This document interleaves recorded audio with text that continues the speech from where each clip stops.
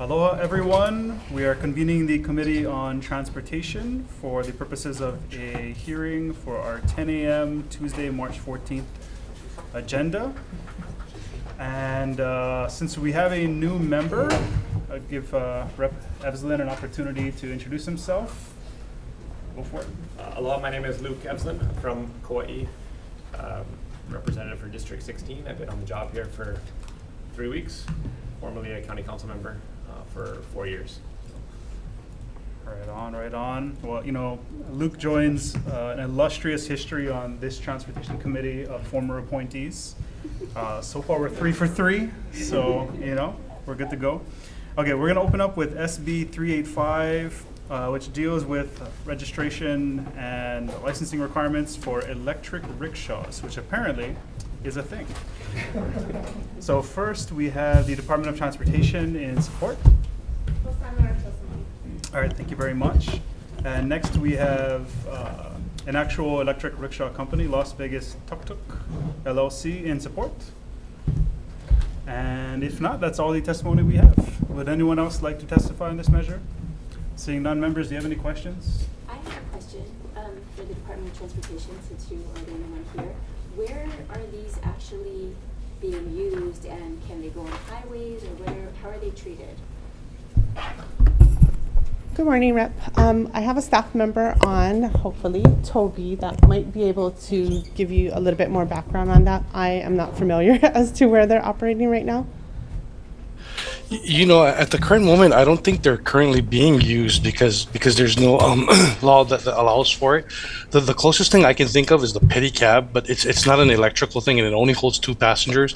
And I believe that those are only restricted to, I think, Waikiki and the downtown areas. So they wouldn't be, we would not want this to become a informal taxi service in my district, which is inundated with tourists. So there wouldn't, is there a movement towards like licensing them to do things like that? So Toby, Rep is, her area is Kailua. Oh, I see. Well, you know, we were kind of just looking at the driver's licensing aspect, but not as much as the licensing of regulating where they could operate at the current moment. It's something that we will probably going to have to look into and get back to you folks on, though. Okay, thank you, Chair. Thanks, members. Any? And just the question on the Type 3 driver's license, that's the one you can get for any motorcycle license. It's actually for any Class 3 vehicle, like regular car. The Okay. motorcycle license would be a Class 2 license. Okay, thank you. Mm-hmm. Rep. Evslin? Oh, no, you good. Yeah, Rep. Kilo. So I know this is relating to the electric rickshaws, but we have the gas-powered ones pretty much now, right? The right-hand steers that are coming from Japan. I don't think that would qualify as a rickshaw. I think those are the smaller, things? vehicles. Yeah. Yeah. Toby, am I correct in that the Yes, those mini cars, those imported ones are that drive on the opposite side are actually considered a vehicle. They require a Class 3 license to operate those, and they've been coming in on that 25-year import rule. Right. Mm-hmm. What is the speed, the average, I think, top speed for electric rickshaws? Do you know? That I'm not too sure of. I can look into that and get back to you folks on that. 35 miles per hour is what the testimony says. Okay. Okay, members, any additional questions? Wait, sorry, but here in the bill, it's saying like the maximum speed of 55 miles per hour. So is that to safeguard the expansion of rickshaws? I'm sorry, I know you didn't write the bill, but. yeah. Yeah. Toby, I'm not sure if you heard Vice Chair Kila's question about the speed limit for rickshaws, or the speed capacity of rickshaws. Yeah, the top speed. Again, I'm not sure if that's the fastest that it goes, if that's the top speed or whatnot. It's something we're kind of doing more research on as well, and looking up at other states that had it and see how those operate in those states too. Okay, thank you, Chair. Okay, thank you. Anyone else with any additional questions? Okay, if not, We're going to move on to SB 784, which deals with a subsidy program at Molokai airports. First on this measure, we have the Department of Transportation in support. Yes, stand on our testimony. All right, thank you. We have the Attorney General's office providing comments. Yes, so Margie Lau, on behalf of Department Attorney General, Chair Todd, Vice Chair. We provided comments and are available for questions. All right, thank you very much. And we have the Maui Chamber of Commerce in support. Okay, and I believe that's everyone here to testify. Is there anyone else who'd like to testify on this measure? Okay, seeing none. Members, do you have any questions? All right. If not, we're going to move on to SB 1534, which is our vehicle miles traveled pilot program that we saw on the House side. This one is slightly different, but similar in its scope and purpose. First, we have the Department of Transportation providing comments. Please stand on our testimony. All right, thank you very much. We have Ulupono Initiative in support.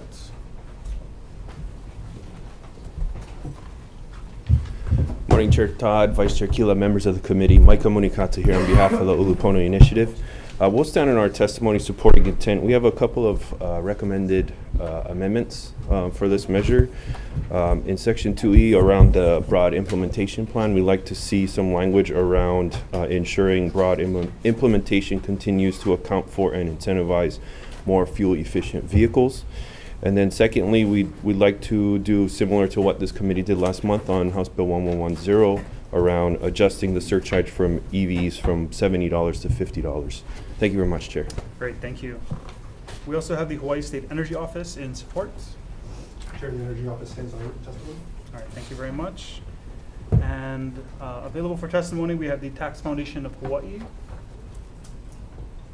Yes, good morning, Chair, members of the committee. This is Jade McMillan for the Tax Foundation of Hawaii.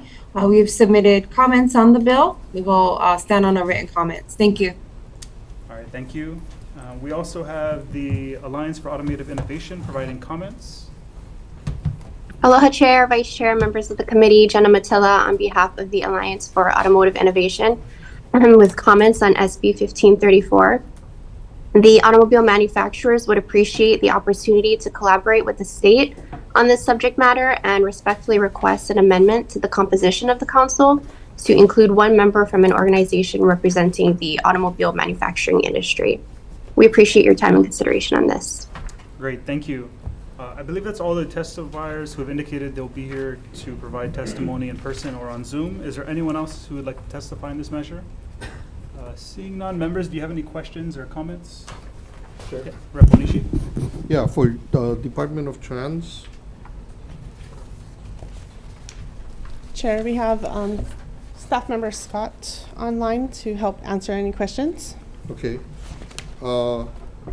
In the new section, page 3, there's a electric vehicle means a vehicle having 4 or more wheels, a gross weight value, blah, blah, blah. So we just had a bill about electric rickshaws, which was up to 3,000 pounds and only 3 wheels. So does this mean that they would be exempt from the road usage charge? Yes, thank you for your question. This bill is intended to have a road usage charge to start off with electric vehicles, and it would be for passenger cars and light duty trucks. So it wasn't intended for other type of vehicles like rickshaws. Well, wouldn't these rickshaws carry people? Yes, they do. And at 3,000 pounds, possibly, wouldn't it have impact on the roads? Yes, there is wear and tear on the road. In general, for vehicles that are 10,000 pounds and under, the impacts are pretty much similar the way the roads are engineered. But as far as for this Senate Bill 1534 and similarly House Bill 1110.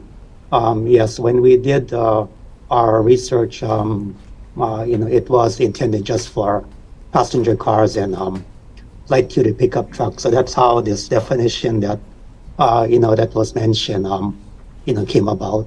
But this bill includes like taxis and Uber and Lyft vehicles? Yes, that's correct. So why wouldn't we include rickshaws? Or would you be opposed if we change this to 3 or more wheels?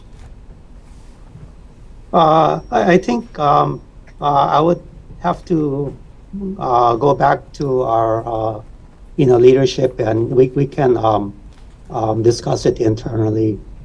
But yes, but again, it was more just for passenger cars and light duty trucks. Well, I mean, I But think yes, I 5,000 understand what you're rickshaws saying. on the road would have impact on our roads, so. Scott. So Rep, yes, if rickshaws were passed, of course, we would like to include any passenger vehicle in the road usage charge fee. So of course, if that bill passes, we're open to amending this bill to allow for 3 wheels or any passenger vehicle. Okay, thank you. Thank you, Chair. All right, thank you. Members, do you have any other questions for FD or SB 1534? Okay, if not, we're going to move on to SB 1535, which provides some exemptions. I think the intent is to, expand bike paths without having to go through a huge bureaucratic setup there. So, first on this measure, we have the Department of Transportation. All right, thank you. Next, we have the DLNR in support. Well, Chair, Vice Chairman, committee, the party stands on this testimony. All right, thank you. Next, we have the Office of Planning and Sustainable Development providing comments.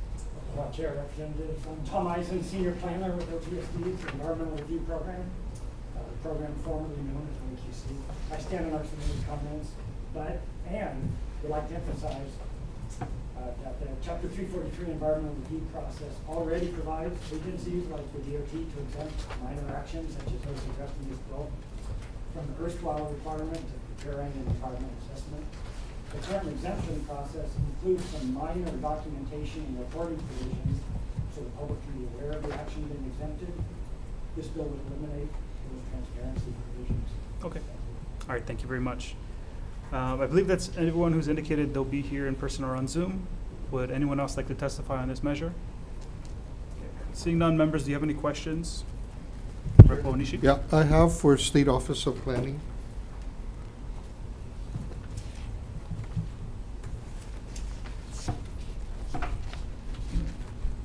Thank you for your testimony. I didn't realize that there already was an exemption. So are these exemptions being applied for currently? An exemption is one of 3 ways of clearing the process. If Chapter 343 applies, you can either do an EA, or the 3 options available are doing an EA, doing an EIS, or getting exempted. Many, many, many things, when you think about the triggers, the use of state funds, many things are exempted. So it's used very often by many departments now already. Yeah, but in the case of these road improvements, are there exemptions that have been applied for? Only recently has the need to report these exemptions come into action. For many, many years, they were never reported, so we didn't know. Nobody knew what was being exempted. Just recently has there been a process that requires this minor documentation and reporting. And I'm not aware if things like this are, but we don't go through all of the exemptions that are submitted to us. They come to us in bulk and we publish the list, but we don't go through each and every one. We make it available so if the public is interested, they can follow up with the agencies. But the agencies are aware, and DOT certainly does use this exemption capability regularly. So there's no approval that's required by you guys for the exemption? We have no authority to approve anything. It's always the agency makes their own determinations. Oh. there's a lot about the process that is So, not known. thank you. Can I ask DOT a question then? Yeah, I mean, you can do whatever you want. Hello, Rep. I mean, you just heard what State Office of Planning said is the process, so why does this bill necessary if you can exempt your own projects? I'm not sure. This isn't one of our bills. This Oh, is okay. Okay, okay, thank you. Thank you, Chair. Senator's bill. Could I add that this bill does things other than exempted from 343, it also exempts it from Chapter 6C and some other things, so I'm really only speaking to the Okay. 343 element. Okay. Thank you. And members, any additional questions? Okay, if not, we're gonna move on to SB 823, which is, we had a similar bill on the House side. It just adds flatbeds to an existing class of vehicles, which would be exempt from registration, provided that they're doing all their work on the docks and that sort of thing. SB 823, first, we have the Department of Transportation in support. We stand on our testimony. All right, thank you. And next, we have a list of probably like 100 or so individuals in support. Is there anyone else who'd like to testify on this measure in person or on Zoom? Seeing none, members, do you have any questions? Okay, if not, we're gonna move on to SB 824 relating to mooring lines. We also had a House bill that is very similar. Next, let's see, we have let's go with the Hawaii PUC providing comments. Aloha, good morning, Chair Todd, Vice Chair Keela, and members of the House Committee on Transportation. My name is Andrew Okabe. I'm here on behalf of Chair Leo Sunchin of the Hawaii Public Utilities Commission. I stand on our written testimony offering comments on SB 824 SD2, and I'm available for any questions the committee may have. Thank you. All right, thank you. Next, we have the General Contractors Association of Hawaii providing comments.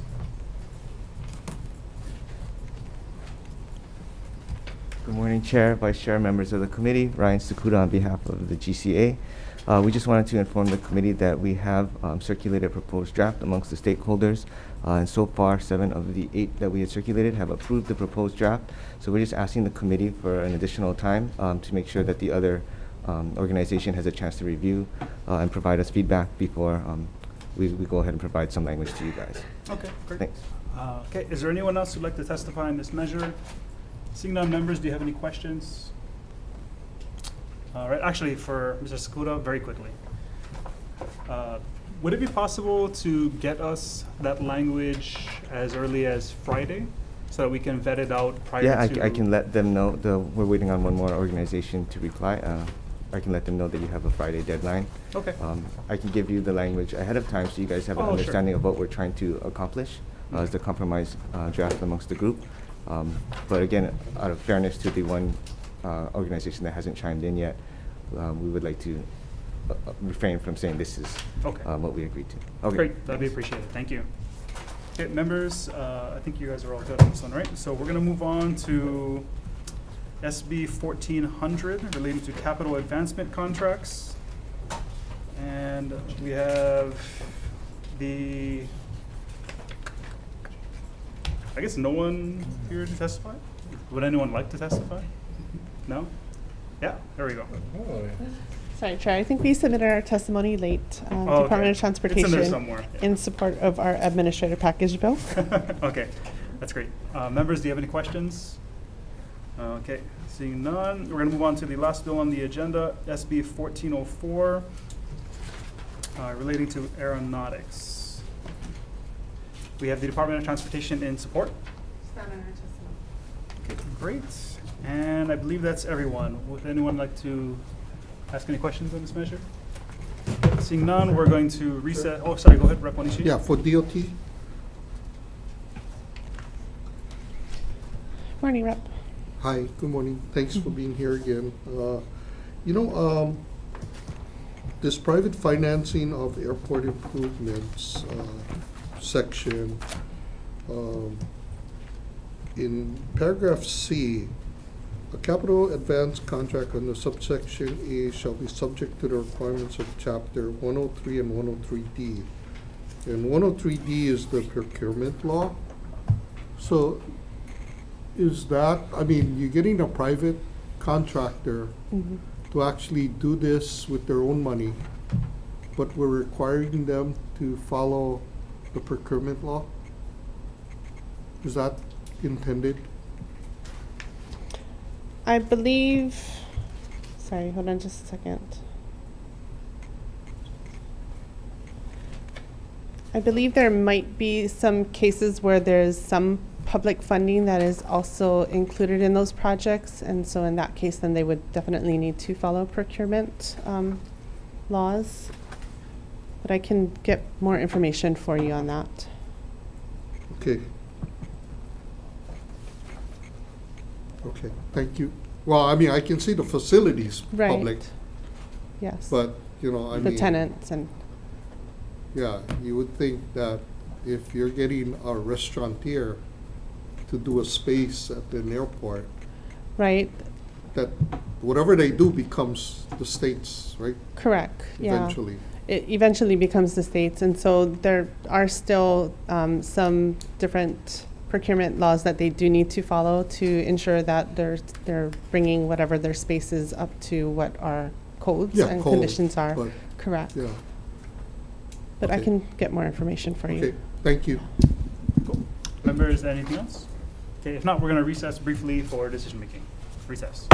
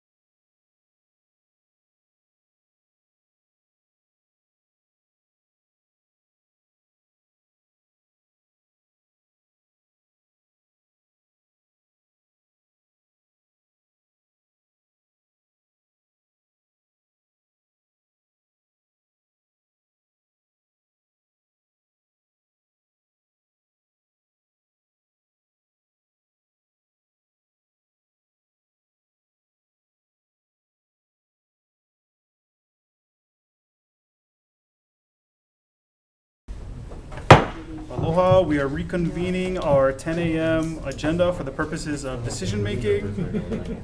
First off, we have SB 385. And the plan is pretty much just to insert a defective date of June 30th, 3000. And that's about it. Members, do you have any questions, comments? If not, SB 385 for the vote.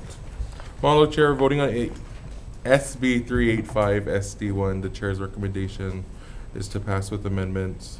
Chair and Vice Chair voting aye. Representative Ayu. Aye. Representative Evslin. Aye. Representative Hashimoto. Aye. Representative Kitagawa. Aye. Representative Martin. Aye. Representative Onishi. Aye. Representative Matsumoto. Aye. Chair, your recommendation is adopted.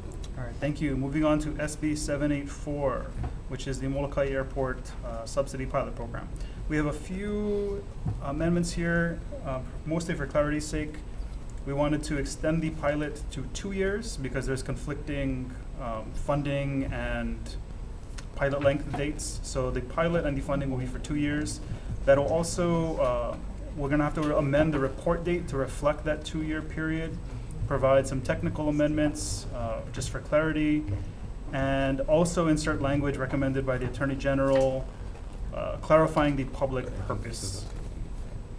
And we will be defecting the date to June 30th, 3000. Members, do you have any questions or comments? Okay. If not, member or vice chair for the vote on 784. Model Chair, voting on SB 784 SD1, the chair's recommendation is to pass with amendments. Noting the presence of all members, are there any representatives wishing to vote no? Any representatives voting with reservations? Chair, your recommendation is adopted. All right, thank you. Next is SB 1534, which is the vehicle miles traveled surcharge. And what we're planning on doing is just inserting the HD1 language, which we believe to be a little bit cleaner and a little bit more streamlined. Oh yeah, for HB 1101. 1110.